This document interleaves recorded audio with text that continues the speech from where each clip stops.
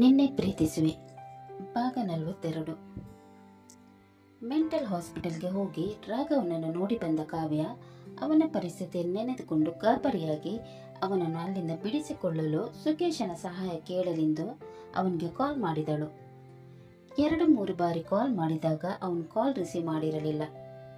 ಕೊನೆಯದಾಗಿ ಕಾಲ್ ಮಾಡೋಣ ಅಂತ ಅಂದುಕೊಂಡವಳು ಅವನಿಗೆ ಮತ್ತೆ ಕಾಲ್ ಮಾಡಿದಳು.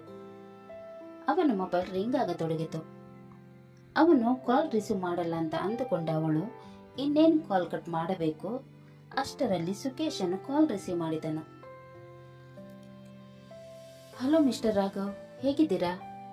ತುಂಬ ದಿನ ಆಯಿತು ನಿಮ್ಮ ಜೊತೆ ಮಾತಾಡಿ. ಸಾರಿ, ನಾನು ಬ್ಯುಸಿಯಾಗಿದ್ದೆ, ಹಾಗಾಗಿ ನಿಮ್ಗೆ ಕಾಲ್ ಮಾಡೋಕ್ಕಾಗಿಲ್ಲ. ಮತ್ತೆ ಏನು ಸಮಾಚಾರ? ನಾನು ರಾಘವ್ ಅಲ್ಲ, ಅವ್ರ ವೈಫ್ ಕಾವ್ಯ. ಅವ್ರ ಬಗ್ಗೆನೇ ಮಾತಾಡೋಣ ಅಂತ ಕಾಲ್ ಮಾಡಿದ್ದು. ಓ ಸಾರಿ, ಗೊತ್ತಾಗಿಲ್ಲ ನೀವು ಅಂತ. ರಾಘವ್ ಅವ್ರ ನಂಬರ್ ನೋಡಿ ಅವರೇ ಅಂತ ಅಂದ್ಕೊಂಡೆ. ಹೇಳಿ, ಏನು ವಿಷಯ? Anything urgent? ಹಾಂ, ಅರ್ಜೆಂಟ್ ವಿಷಯನೇ. ನಾನು ಮುಖೇಶ್ ಅಣ್ಣನಿಗೆ ಕಾಲ್ ಮಾಡಿದ್ದೆ, ಆದರೆ ಅವ್ರು ಕಾಲ್ ರಿಸೀವ್ ಮಾಡಿಲ್ಲ, ಅದಕ್ಕೆ ನಿಮಗೆ ಮಾಡಿದೆ. ನೀವು ಬ್ಯುಸಿ ಇದ್ರೆ ಸ್ವಲ್ಪ ಟೈಮ್ ತಗೊಂಡು ನನಗೆ ಹೆಲ್ಪ್ ಮಾಡಿ, ನಾನು ತುಂಬ ತೊಂದರೆಯಲ್ಲಿದ್ದೀನಿ. ಏನು ವಿಷಯ ಅಂತ ಹೇಳಿ ಕಾವ್ಯ ಅವರೇ, ನನ್ನಿಂದ ಎಷ್ಟು ಹೆಲ್ಪ್ ಮಾಡೋಕ್ಕಾಗುತ್ತೆ ಅಷ್ಟು ಮಾಡ್ತೀನಿ ನಾನು. ಮೊದಲು ವಿಷಯ ಏನು ಅಂತ ಹೇಳಿ. ಹಬ್ಬದ ದಿವಸ ದೇವಸ್ಥಾನಕ್ಕೆ ಹೋಗಿದ್ದಾಗ ನಮ್ಮ ಗಾಡಿಗೆ ಆಕ್ಸಿಡೆಂಟ್ ಆಗಿ ಅಮ್ಮ ಅತ್ತೆ ತೀರಿ ಹೋಗಿದ್ದಾರೆ. ಆ ಟೈಮಲ್ಲಿ ನನಗೆ ಜಾಸ್ತಿ ಏಟು ಬಿದ್ದು ನಾನು ಸ್ವಲ್ಪ ದಿನ ಕೋಮಾದಲ್ಲಿದ್ದೆ. ಕೋಮಾದಿಂದ ಹೊರಬಂದ ಮೇಲೆ ಗೊತ್ತಾಯಿತು ಇವ್ರು ಮೆಂಟಲ್ ಹಾಸ್ಪಿಟಲಲ್ಲಿ ಇದ್ದಾರಂತ. ಓ ಮೈ ಗಾಡ್, ಏನು ಹೇಳ್ತಾ ಇದ್ದೀರಾ ನೀವು? ನಿಮ್ಗಳ ಜೀವನದಲ್ಲಿ ಇಷ್ಟೊಂದು ದೊಡ್ಡ ದುರಂತ ನಡೆದು ಹೋಯ್ತಾ? ಈ ವಿಷಯ ನನಗೆ ಯಾಕೆ ತಿಳಿಸಿಲ್ಲ? ಐ ಆಮ್ ಸಾರಿ ಕಾವ್ಯ ಅವರೇ, ನಿಮ್ಗಳ ಜೀವನದಲ್ಲಿ ಇಷ್ಟೊಂದು ದೊಡ್ಡ ಅನಾಹುತ ಆಗಿದೆ ಅಂತ ನಮ್ಗೆ ಗೊತ್ತಾಗಲಿಲ್ಲ. ನಿಮಗೆಲ್ಲ ಹೇಳೋಕ್ಕೆ ಟೈಮ್ ಸಿಕ್ಕಿಲ್ಲ. ನಾನು ಕೋಮದಿಂದ ಹೊರಬಂದು 2 ದಿನ ಆಯಿತು ಅಷ್ಟೇ. ಈಗ ಎಲ್ಲಿದ್ದೀರಾ ನೀವು? ಈ ಸಮಯದಲ್ಲಿ ಜಾಸ್ತಿ ಟೆನ್ಷನ್ ಮಾಡ್ಕೋಬೇಡಿ. ರಾಘವ್ ಯಾಕೆ ಮೆಂಟಲ್ ಹಾಸ್ಪಿಟಲಲ್ಲಿದ್ದಾರೆ? ನಾನು ಮನೆಯಲ್ಲಿದ್ದೀನಿ. ಗಂಡ ತೊಂದರೆಯಲ್ಲಿ ಸಿಲುಕಿರ್ಬೇಕಾದ್ರೆ ನಾನು ಹೇಗೆ ಸುಮ್ಮನೆ ಕೂರೋಕ್ಕಾಗುತ್ತೆ? ಅದೇನು ವಿಷಯ ಅಂತ ಕ್ಲೀನಾಗಿ ಹೇಳಿ ಕಾವ್ಯ ಅವರೇ. ಒಗಟಾಗಿ ಹೇಳಿದರೆ ನನಗೆ ಅರ್ಥ ಆಗಲ್ಲ. ರಾಘವ್ ಯಾರಿಂದ ತೊಂದರೆಯಲ್ಲಿದ್ದಾರೆ? ಅವರು ಎಕ್ಸ್ ಲವರ್ ಡಾಕ್ಟರ್ ಜೊತೆ ಸೇರಿಕೊಂಡು ನನ್ನ ಗಂಡನಿಗೆ ಬಲವಂತವಾಗಿ ಶಾಕ್ ಟ್ರೀಟ್ಮೆಂಟ್ ಕೊಟ್ಟು ಹುಚ್ಚು ಹಿಡಿಸಿಬಿಟ್ಟಿದ್ದಾರೆ. ಇದನ್ನೆಲ್ಲ ಯಾರೋ ಅವಳ ಕೈಯಿಂದ ಮಾಡಿಸ್ತಾ ಇದ್ದಾರೆ. ಈಗ ಬೇರೆಯವಳು ಅಜಯನನ್ನು ಮದುವೆಯಾಗಿ ನಮ್ಮ ಮನೆಗೆ ಬಂದಿದ್ದಾಳೆ. ನನ್ನ ಗಂಡ ಅದೇ ಹಾಸ್ಪಿಟಲಲ್ಲಿ ಇದ್ದರೆ ಅವರೆಲ್ಲ ಸೇರಿ ನನ್ನ ಗಂಡನನ್ನು ಸಾಯಿಸಿಬಿಡ್ತಾರೆ. ಅವರನ್ನು ಬೇರೆ ಹಾಸ್ಪಿಟಲ್ಗೆ ಕರೆದುಕೊಂಡು ಹೋಗಿ ಅಡ್ಮಿಟ್ ಮಾಡಿಸ್ತೀನಿ ಅಂತ ಹೇಳಿದರೂ ಕೂಡ ಕೇಳಲ್ಲ. ಅವ್ರ ಪರಿಸ್ಥಿತಿ ತುಂಬ ಹದಗೆಟ್ಟಿದೆ. ಅವರು ಯಾರನ್ನು ಕೂಡ ಗುರುತು ಹಿಡಿತಿಲ್ಲ. ನನಗೆ ಏನು ಮಾಡಬೇಕಂತ ಗೊತ್ತಾಗದೆ ಹೋದಾಗ ನಿಮಗೆ ಕಾಲ್ ಮಾಡಿದ್ದು. ಹೇಗಾದರೂ ಮಾಡಿ ನನ್ನ ಗಂಡನ ಉಳಿಸ್ಕೊಡಿ. ಏನು ಹೇಳ್ತಾ ಇದ್ದೀರಾ ಕಾವ್ಯ ಅವರೇ? ಇಷ್ಟೆಲ್ಲ ನಡೆದು ಹೋಯ್ತಾ? ನನಗೆ ನಂಬಕ್ಕೇನೆ ಆಗ್ತಾ ಇಲ್ಲ. ಈ ವಿಷಯ ನೀವು ಅಜಯನ್ಗೆ ಹೇಳಿದ್ರಾ? ಅವನೇನಂದ? ಇಲ್ಲ ಸುಕೇಶ್ ಅವರೇ, ಈ ವಿಷಯವನ್ನು ನಾನು ಅಜಯ್ಗೆ ಹೇಳಿಲ್ಲ. ಅವನಿಗೆ ವಿಷಯ ಏನಾದರೂ ಹೇಳಿದರೆ ಇವರನ್ನು ಕೊಲ್ತೀನಂತ ಅವಳು ಹೆದರಿಸಿದ್ಲು, ಅದಕ್ಕೆ ಹೇಳಿಲ್ಲ. ನೀವೇನು ಚಿಂತೆ ಮಾಡಬೇಡಿ.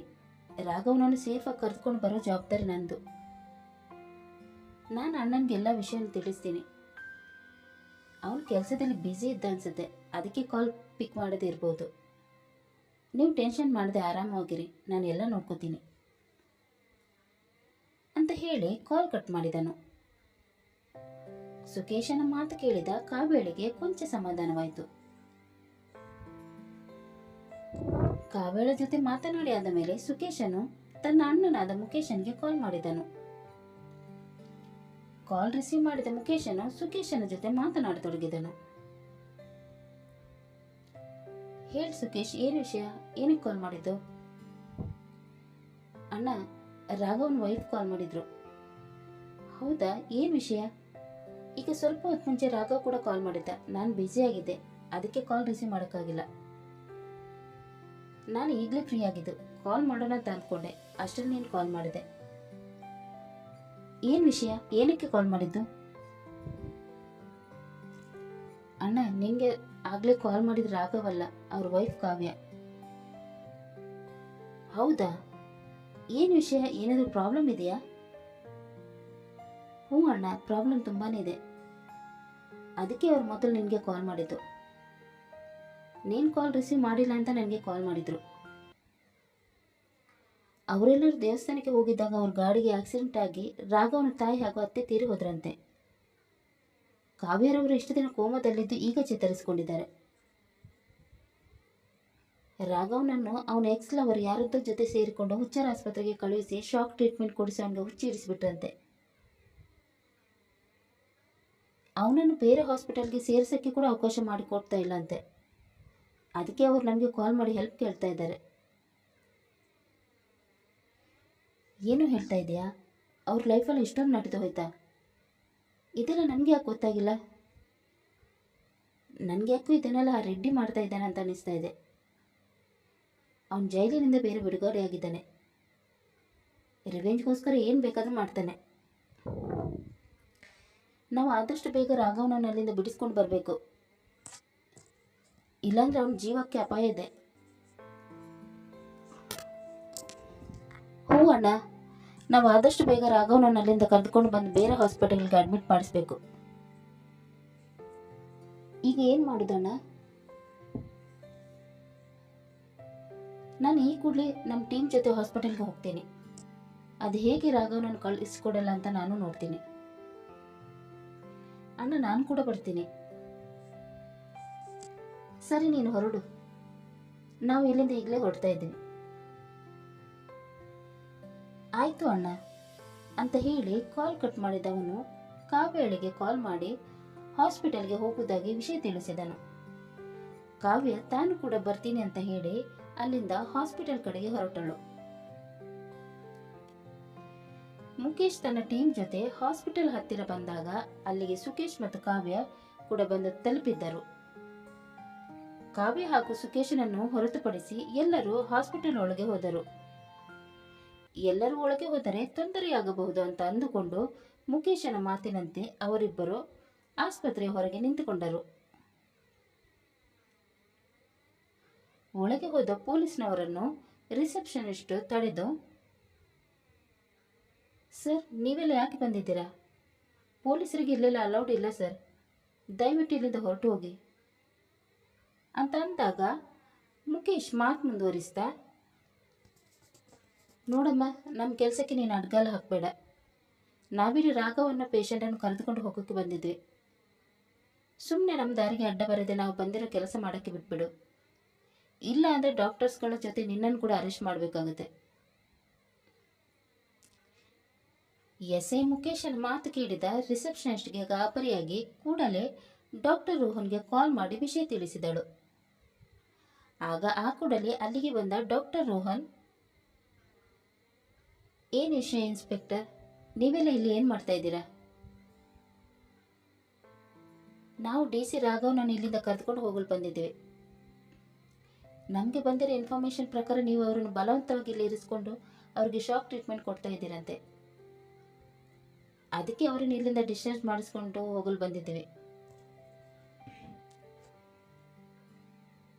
ನೋಡಿ ಇನ್ಸ್ಪೆಕ್ಟರ್, ಇಲ್ಲಿ ಯಾರು ಕೂಡ ಯಾರನ್ನು ಬಲವಂತವಾಗಿ ಇರಿಸಿಕೊಂಡಿಲ್ಲ. ನೀವು ಹೇಳೋ ಪೇಷಂಟ್ ಸಂಪೂರ್ಣವಾಗಿ ಮೆಂಟಲ್ ಆಗಿದ್ದಾರೆ. ಅವ್ರನ್ನ ಏನಾದರೂ ನಾವು ಇಲ್ಲಿಂದ ಕಳಿಸ್ಕೊಟ್ಟರೆ ಅವರು ವೈಲೆಂಟ್ ಆಗಿ ಯಾರಿಗಾದ್ರೂ ತೊಂದರೆ ಕೊಡ್ತಾರೆ. ಪೇಷಂಟನ್ನು ಯಾವುದೇ ಕಾರಣಕ್ಕೂ ಇಲ್ಲಿಂದ ಕಳಿಸ್ಕೊಡಲ್ಲ. ನಿಮಗೆ ಇದರ ಮೇಲೆ ಅವ್ರ ಬಗ್ಗೆ ತಿಳಿದುಕೊಳ್ಬೇಕಂದ್ರೆ ವಾರಂಟ್ ತಗೊಂಬನ್ನಿ, ಇಲ್ಲಾಂದ್ರೆ ಯಾರನ್ನು ಇಲ್ಲಿ ಒಳಗೆ ಬಿಡಲ್ಲ. ಸೊ ಲೀವ್ ನಾವು ಇನ್ಸ್ಪೆಕ್ಟರ್. ನಮಗೂ ಕಾನೂನು ಗೊತ್ತಿದೆ. ನೀವು ವಾರಂಟ್ ತಗೊಂಬನ್ನಿ, ಆಗ ನಾವು ನಿಮಗೆ ಆ ಪೇಷಂಟ್ ನೋಡೋಕ್ಕೆ ಅವಕಾಶ ಮಾಡಿಕೊಡ್ತೀವಿ.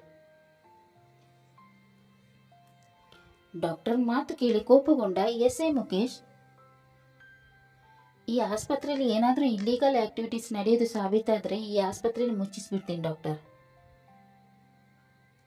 ಯಾರನ್ನು ಕರೆದುಕೊಂಡು ಬಂದು ಸುಖ ಸುಮ್ಮನೆ ಸರಿ ಇದ್ರೂ ಕೂಡ ಶಾಕ್ ಟ್ರೀಟ್ಮೆಂಟ್ ಕೊಟ್ಟು ಹುಚ್ಚಿ ಹಿಡಿಸಿದ್ರಲ್ವಾ, ಅವನು ಬೇರೆ ಯಾರೂ ಅಲ್ಲ, ನನ್ನ ಗೆಳೆಯ.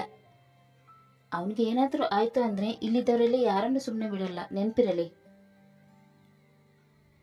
ಈಗ ನಾನು ಹೋಗ್ತಾ ಇದ್ದೀನಿ. ವಾರಂಟ್ ತಗೊಂಡು ಮತ್ತೆ ಬಂದೇ ಬರ್ತೀನಿ. ಅಲ್ಲಿ ತನಕ ಸ್ವಲ್ಪ ರೆಸ್ಟ್ ಮಾಡಿ ಡಾಕ್ಟರ್. ಆಮೇಲೆ ಪೊಲೀಸರು ಓದೇ ತಂದು ರೆಸ್ಟ್ ಮಾಡೋಕ್ಕಾಗಲ್ಲ. ಬರ್ತೀನಿ, ಆದಷ್ಟು ಬೇಗ ಭೇಟಿಯಾಗೋಣ ಅಂತ ಹೇಳಿ ತನ್ನ ಟೀಮ್ನವರನ್ನು ಕರೆದುಕೊಂಡು ಆಸ್ಪತ್ರೆಯಿಂದ ಹೊರಬಂದರು. ಆಗ ಇವರಿಗೋಸ್ಕರ ಕಾಯ್ತಾ ಇದ್ದ ಸುಕೇಶ್ ಮತ್ತು ಕಾವ್ಯ ಇವರ ಹತ್ತಿರ ಬಂದರು. ಕಾವ್ಯ ಒಂದೇ ಸಮನೆ ಎದುರಿಸಿರು ಬಿಡುತ್ತಾ, ಅಣ್ಣ ನನ್ನ ಗಂಡ ಇಲ್ಲಿ, ಅವರು ನಿಮ್ಮ ಜೊತೆ ಕರೆದುಕೊಂಡು ಬಂದಿಲ್ವಾ ಅಂತ ಅಂದು ರಾಘವನಿಗೋಸ್ಕರ ಹುಡುಕಾಡತೊಡಗಿದಳು. ಆಗ ಎಸ್.ಐ. ಮುಖೇಶ್ಗೆ ಅವಳ ಪರಿಸ್ಥಿತಿಯನ್ನು ನೋಡಿ ತುಂಬಾನೇ ಮರುಕ ಉಂಟಾಯಿತು. ನಾನು ಅವರನ್ನು ಹೊರಗೆ ಕರೆದುಕೊಂಡು ಬರೋಕ್ಕೆ ಆಗಿಲ್ಲ ಅಮ್ಮ. ಇನ್ಫ್ಯಾಕ್ಟ್ ಅವ್ರು ನಮ್ಮನ್ನು ರಾಘವನ ಹತ್ತಿರ ಹೋಗೋಕ್ಕೂ ಕೂಡ ಬಿಟ್ಟಿಲ್ಲ. ವಾರಂಟ್ ಇಲ್ಲದೆ ನಾವು ಆಸ್ಪತ್ರೆಯಲ್ಲಿ ಯಾರನ್ನು ಎನ್ಕ್ವೈರಿ ಮಾಡೋಕ್ಕಾಗಲ್ಲ. ಒಂದ್ಸಲ ವಾರಂಟ್ ಇಶ್ಯೂ ಆದ್ರೆ ಆ ಡಾಕ್ಟರ್ ನಮ್ಮನ್ನು ತಡೆಯಕ್ಕಾಗಲ್ಲ. ನಾವು ಆದಷ್ಟು ಬೇಗ ವಾರಂಟ್ ತಗೊಂಡು ಬರ್ತೀವಿ. ನೀನು ಏನು ಟೆನ್ಷನ್ ಮಾಡ್ಕೋಬೇಡಮ್ಮ, ನಿನ್ನ ಜೊತೆ ನಾನಿದ್ದೀನಿ.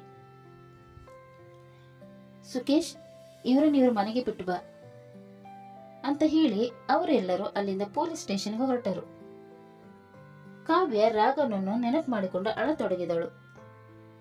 ಅವಳನ್ನು ನೋಡಿದ ಸುಕೇಶನ್ಗೆ ತುಂಬಾನೇ ಬೇಸರ ಉಂಟಾಯಿತು. ಛೇ, ಎಂಥ ಪರಿಸ್ಥಿತಿ ಬಂತು ಇವ್ರಿಗೆ. ಎಷ್ಟು ಅನ್ಯನ್ಯವಾಗಿದ್ರು, ಯಾರ ದೃಷ್ಟಿ ಬಿತ್ತೇನೋ. ಇವರನ್ನು ನಾನು ಹೇಗೆ ಸಮಾಧಾನ ಮಾಡಲಿ ಅಂತ ಮನಸ್ಸಿನಲ್ಲಿ ಅಂದುಕೊಂಡವನಿಗೆ ಕಾವ್ಯಳ ಕಣ್ಣೀರನ್ನು ಒರೆಸಿ ಅವಳನ್ನು ಸಾಂತ್ವನ ಮಾಡಬೇಕು ಅಂತ ಅನ್ನಿಸತೊಡಗಿತು. ಆದರೆ ತಾನು ಆ ಥರ ಮಾಡೋದು ಸರಿಯಲ್ಲ ಅಂತ ಅಂದುಕೊಂಡು, ಕಾವ್ಯ ಅವರೇ ಸಮಾಧಾನ ಮಾಡಿಕೊಳ್ಳಿ, ರಾಘವ್ ಅವ್ರಿಗೆ ಏನೂ ಆಗಲ್ಲ. ನಾವು ಅವರನ್ನು ಇಲ್ಲಿಂದ ಸೇಫ್ ಆಗಿ ಕರೆತಂದು ಬೇರೆ ಹಾಸ್ಪಿಟಲ್ಗೆ ಸೇರಿಸೋಣ. ಅಲ್ಲಿ ತನಕ ನೀವು ಸ್ವಲ್ಪ ಸಮಾಧಾನವಾಗಿರಿ. ಬನ್ನಿ, ನಾನು ನಿಮಗೆ ನಿಮ್ಮ ಮನೆ ತನಕ ಡ್ರಾಪ್ ಮಾಡ್ತೀನಿ. ಇಲ್ಲ ಬೇಡ, ನಾನು ಹೋಗ್ತೀನಿ. ಸುಮ್ಮನೆ ನಿಮಗೆ ಯಾಕೆ ತೊಂದರೆ? ನನಗೇನು ತೊಂದರೆ ಇಲ್ಲ, ನೀವೀಗ ಬನ್ನಿ, ನಾನು ನಿಮಗೆ ಡ್ರಾಪ್ ಮಾಡ್ತೀನಿ. ನೀವು ಇಲ್ಲಿ ಒಬ್ಬರೇ ಇರೋದು ಸರಿಯಲ್ಲ. ಈ ಹಾಸ್ಪಿಟಲಲ್ಲಿ ಇರೋರು ಸರಿ ಇಲ್ಲ. ಅವರೇನಾದರೂ ನಿಮಗೆ ಮಾಡಿಬಿಟ್ರೆ ಕಷ್ಟ. ಬನ್ನಿ ಹೋಗೋಣ ಅಂತ ಹೇಳಿ ಅವಳನ್ನು ತನ್ನ ಕಾರಿನಲ್ಲಿ ಕೂರಿಸಿಕೊಂಡು ಅವಳ ಮನೆ ಕಡೆ ಹೊರಟನು. ದಾರಿ ಉದ್ದಕ್ಕೂ ಕಾವ್ಯ ಅಳುತ್ತಾನೆ ಇದ್ದಳು. ಅವಳನ್ನು ಹೇಗೆ ಸಮಾಧಾನ ಮಾಡಬೇಕು ಅಂತಾನೆ ಅವನಿಗೆ ತಿಳಿಯತಾಯಿತು. ಮೊದಲು ನೋಡಿದ್ದ ಕಾವ್ಯಳಿಗೆ ಹಾಗೂ ಈಗ ನೋಡುತ್ತಿದ್ದ ಕಾವ್ಯಳಿಗೆ ತುಂಬಾನೇ ವ್ಯತ್ಯಾಸ ಕಾಣುತ್ತಿತ್ತು. ಟೆನ್ಷನ್ ತಗೊಂಡು ಹತ್ತು ಸೊರಗಿ ಹೋಗಿದ್ದಳು. ಅವಳ ಕಣ್ಣೀರನ್ನು ಒರೆಸಿ ಅವಳನ್ನು ಸಮಾಧಾನ ಮಾಡುವಂತ ಹೃದಯ ಸಾರಿ ಸಾರಿ ಹೇಳುತ್ತಿದ್ದರೂ ಮನಸ್ಸು ಅವನನ್ನು ತಡೆಯುತ್ತಿತ್ತು. ಈ ಹೃದಯ ಮನಸ್ಸಿನ ತಳಮಳದ ಮಧ್ಯೆ ಕಾವ್ಯಳ ಮನೆ ಬಂದೇ ಬಿಟ್ಟಿತ್ತು. ಕಾರು ಕಾವ್ಯಳ ಮನೆ ಮುಂದೆ ಬಂದು ನಿಂತಿತು. ಕತೆ ಮುಂದುವರಿಯುವುದು. ಮುಖೇಶ್ ಹಾಗೂ ಸುಕೇಶ್ ಸೇರಿ ರಾಘವನನ್ನು ಹುಚ್ಚಾಸ್ಪತ್ರೆಯಿಂದ ಹೊರತರಲು ಯಶಸ್ವಿಯಾಗುತ್ತಾರೋ ಇಲ್ಲವೋ ಅನ್ನೋದನ್ನು ತಿಳಿಯಲು ಮುಂದಿನ ಸಂಚಿಕೆಗಾಗಿ ಕಾಯೋಣ. ಅಲ್ಲಿ ತನಕ ಈ ಕತೆ ನಿಮಗೆ ಇಷ್ಟವಾದಲ್ಲಿ ಲೈಕ್ ಮಾಡಿ, ಶೇರ್ ಮಾಡಿ ಮತ್ತು ಸಬ್ಸ್ಕ್ರೈಬ್ ಮಾಡೋದನ್ನು ಮಾತ್ರ ಮರಿಬೇಡಿ. ಹಾಗೆ ಕತೆ ಹೇಗಿದೆ ಅಂತ ಕಮೆಂಟ್ ಬಾಕ್ಸಲ್ಲಿ ತಿಳಿಸಿ. ಧನ್ಯವಾದಗಳು.